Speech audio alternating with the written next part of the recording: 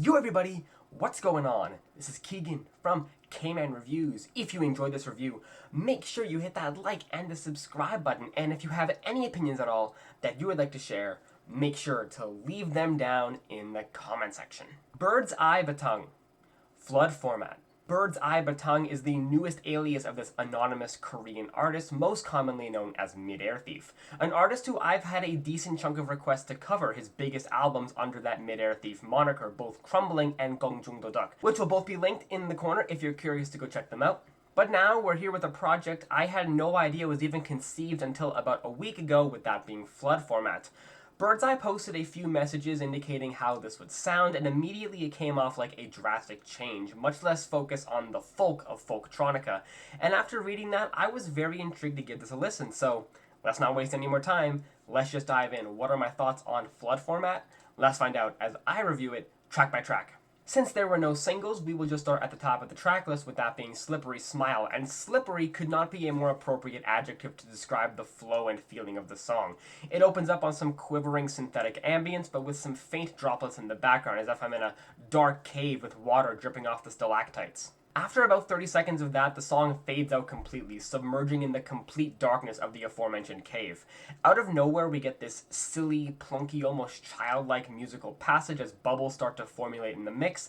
The passage returns, only becoming more springy and bouncy, which actually becomes the main melody of the song, which then becomes very stop and go. Sometimes it gets very jubilant, other times it abruptly cuts back to the intro ambience. About halfway through, the passage is jumping all over the mix, sporadically switching from high squeaky notes to softer ones in the blink of an eye. It's chaos, but it still feels very controlled, but not until it fades out about 3/4 of the way through, and this is where the slippery aspect really comes in. These synths are so oily, greasy, they slither all over the mix. I can definitely see some people cringing a bit hearing this, but I find it strangely comforting as it all fades out to close the track. A gripping and very tantalizing way to open this up.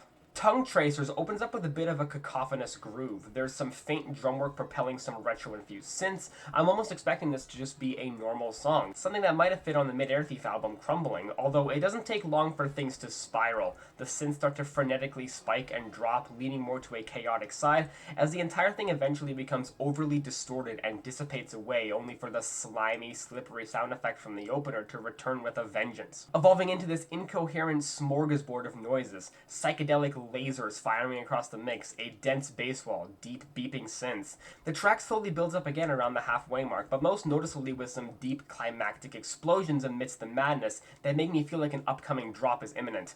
Unfortunately, that doesn't happen, and it just fades out again, leaving the closing moments of the song to an accelerating build-up with faster percussion, only amplifying the manic nature of the synths, eventually losing the drums and leaving the synths to just fade out.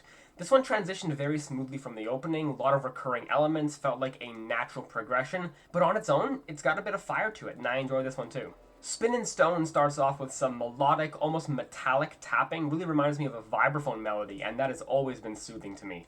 After an entire minute of that, we get these heavenly vocal snippets cutting in and out along with a subdued percussion to give the song a mystical vibe, but not before adding in some playful snaps to accentuate this breezy atmosphere. Unfortunately, that doesn't last long as the track completely cuts out, only to suddenly drop the poppiest and most energetic moment on the entire album. The synths are so springy, the bass is bouncing, this segment alone could work well at like a party almost.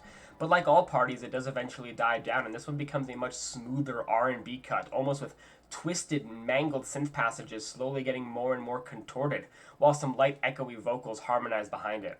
That R&B influence completely goes away for the next passage though, blasting in with this almost crunk-like ad-lib which only serves to introduce some fluttering bass, leaving the final minute of the song to some hypnotic, spacious vibes. One of the most constantly changing songs I've heard in a while, never sticking in one place for too long, and I think it's done masterfully.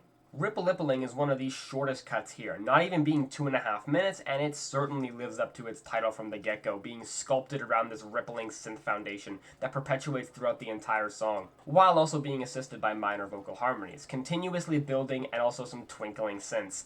Since it is short, it doesn't really get any time to evolve like the former tracks did. It's a sweet little piece in the record though, and should not be ignored for the full experience. Towards is a 1-minute interlude, I would assume, the shortest track here, and it does very little with its short runtime. The best I can describe it is like crystalline nature, if that makes any sense. The ambience and the way the synths play out come off of pretty environmental. You can sometimes make out some cooing bird song, but it doesn't actually feel real. The synths distort and varnish this perceived atmosphere. However, that doesn't last forever, as the entire mix just melts away 30 seconds in, leading to a gradual fade out. Not something I'm really willing to keep around, but it flows very well in the tracklist. Brux Batang starts off tame enough, more bubbly synths, some building snare and cymbal pounds. Much like Tongue Tracers, I'm also expecting this to just be a standard song. And when that rupturous bass and wind chime accoutrements rear their heads, it becomes a heavy banger, which then suddenly deteriorates into this incoherent, static nonsense about halfway through, like I'm switching radio frequencies. A lot of shrill, high-pitched noises, crackly atmosphere that effortlessly builds up into a segment almost out of a sci-fi movie, like teleportation or brisking away at warp speed. That's what I got from it, at least. It's certainly a memorable song. The Wider the Wheel, the longest track on the record, surpassing 7 minutes, and this one starts off with some reverberated, grandiose vibes. The synths have a chilly sheen to them, light high pops, and a quiet percussion to just barely tie it all together, which then gets slowly ensconced with this looming darkness, slowing down until it fades out to nothing about 2.5 minutes in, eventually re-arising with an ominous pound of percussion and dense draping synth covering everything, accentuated by some almost cricket chirping, which only builds up even more to some grotesque synth amalgamation that sounds like the THX movie logo noise. And after that, the remaining 2 minutes of the song is left to little bleeps and bloops, minimalist glitchy noise, a fantastic atmosphere, and perfect length to boot. Pretty nice song. And finally, the closer, Are Your Wings Swept, which starts as a bit of a moodier song to end the record on. Starting out with some deeper synth plinking, a bluish aura resting in the background, all building up, and when it gets to that 1 minute mark, the song quickly morphs into a downright tropical vibe. After a bit of that warm, comfortable nature, the track starts to become a bit more choppy. Random elements begin disappearing and reappearing at random intervals, percussion drops, synth vanish. It creates a bit of an uncertain atmosphere as the glitchiness begins to infest, warping and snipping the song, which then leads to the sudden drop that ends the track and the record. Honestly, this one felt a little bit slow, no real climax or build. It was a sweet listen, but just didn't grab me like the rest of the album did. Overall, Flood Format is an amazing record by this artist, yet again displaying his aptitude with electronic production, masterfully melding it into a captivating listen. I guess if I had to pick a flaw, there's not really a hit on the record. You can't just pick a song and enjoy the vibe by itself. These tracks work leagues better in the context of a full listen, aside from some brief resemblances of typical song structure here and there, which I don't think Bird's Eye intended it to be that way, so I can't really blame the record for that. But yeah, had an amazing time with this, highly recommend checking it out. I'm feeling an 8 out of 10 on this album. Well guys, hope you enjoyed that review. Thank you all so much for watching, and I will see you in the next one. Peace!